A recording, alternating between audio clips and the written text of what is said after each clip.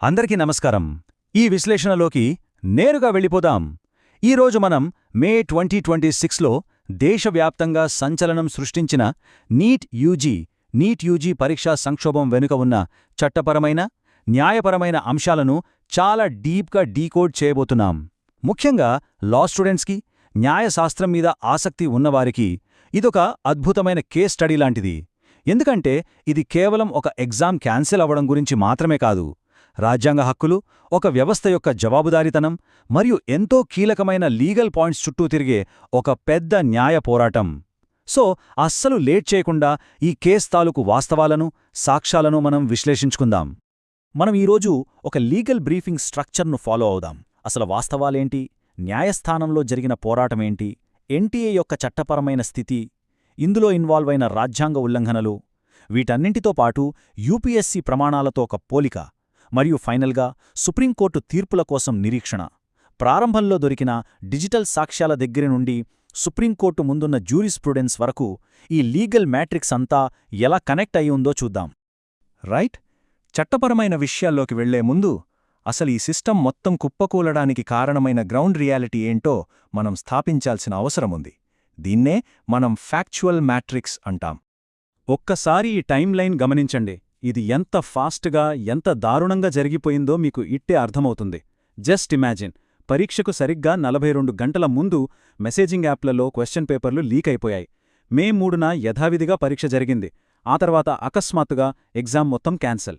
దీని తక్షణ పరిణామమే సుప్రీంకోర్టులో పిటిషన్. ఒక పరిపాలనా వైఫల్యం ఒక దేశాన్ని ఎంత వేగంగా కుదిపేసిందో చెప్పడానికి ఇదే బెస్ట్ ఎగ్జాంపుల్. ఇక ఈ నంబర్ చూడండి, 22 lakhs.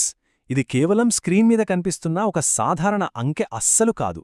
ఎన్నో నిద్రలేని రాత్రులు గడపి ఎప్పటికైనా డాక్టర్ కావాలనే ఒకే ఒక్క ఆశయంతో ప్రాణాలు పెట్టి చదివిన 22 లక్షల మంది విద్యార్థుల జీవితాలవి. రాత్రికి రాత్రే ప్రకటించిన ఆ రద్దుతో వారి ఆశలన్నీ ఆగిపోయాయి. లీగల్ పాయింట్ ఆఫ్ వ్యూలో చూస్తే ఇంత భారీ స్థాయిలో ప్రజల జీవితాలపై ప్రభావం పడినప్పుడు ఆ కేసుకుండే వెయిటేజ్ పూర్తిగా మారిపోతుంది. అయితే ఇక్కడొక ఆసక్తికరమైన పాయింట్ ఉంది. ఈ రోజుల్లో ఏదీ దాగదు గదా.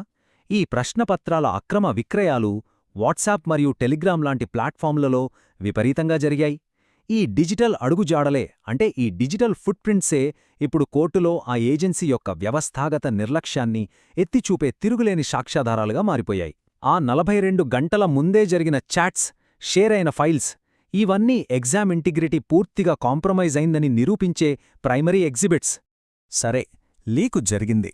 మరి దీనిమీద పోరాటం మాటేంటి? ఈ వ్యవస్థాగత పతనాన్ని ఎదురించటానికి ముందుకొచ్చిన ఆ న్యాయపరమైన యాక్టర్స్ ఎవరు? వారు చట్టబద్ధమైన లోకస్టాండీని ఎలా ఏర్పరుచుకున్నారు అనేది ఇప్పుడు మనం చూడాలి.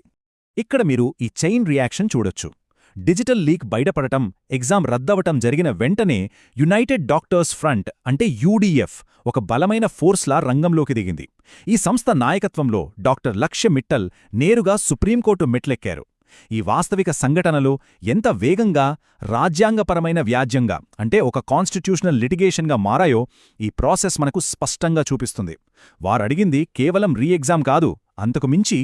ఎందుకంటే డాక్టర్ లక్ష్య మిట్టల్ చెప్పిన ఈ మాట మనం ఖచ్చితంగా నోట్ చేసుకోవాలి. ఎన్టీఏని రద్దు చెయ్యాలి అని ఆయన డిమాండ్ చేశారు.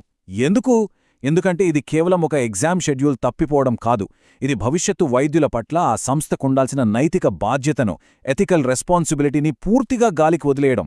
లీక్స్ లేని ఒక పటిష్టమైన వ్యవస్థ కావాలన్నదే ఈ పిటిషన్ల వెనుక ఉన్న ప్రధాన ఉద్దేశ్యం. సో ఇక్కడే మన విశ్లేషణలో అత్యంత కీలకమైన పార్ట్ మొదలవుతుంది.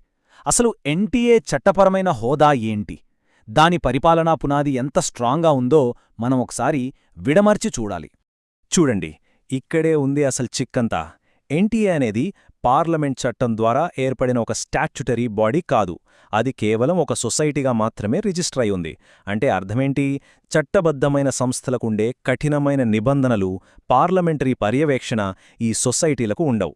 మిలియన్ల కొద్ది విద్యార్థుల భవిష్యత్తును డిసైడ్ చేసేంత పవరున్న ఒక సంస్థకు కనీస పబ్లిక్ అకౌంటబిలిటీ లేకుండా పోవడమేంటి? ఖచ్చితంగా ఈ నిర్మాణాత్మక లోపమే ఇంత పెద్ద ఫెయిల్యూర్కి కారణం అని పిటిషనర్లు బలంగా వాదిస్తున్నారు. మరి ఈ వ్యవస్థాగత వైఫల్యం వల్ల విద్యార్థులు అనుభవించిన మానసిక క్షోభను మనం కాన్స్టిట్యూషనల్ యాంగిల్లో ఎలా చూడాలి? ఇది చాలా ఇంట్రెస్టింగ్ పాయింట్. లా స్టూడెంట్స్గా మీకు ఆర్టికల్ 14 అండ్ 21 గురించి ప్రత్యేకంగా చెప్పాల్సిన పనిలేదు. కాని ఈ కేసులో వాడిన విధానం అద్భుతం. ఇదొక ద్విముఖ రాజ్యాంగ దాడి.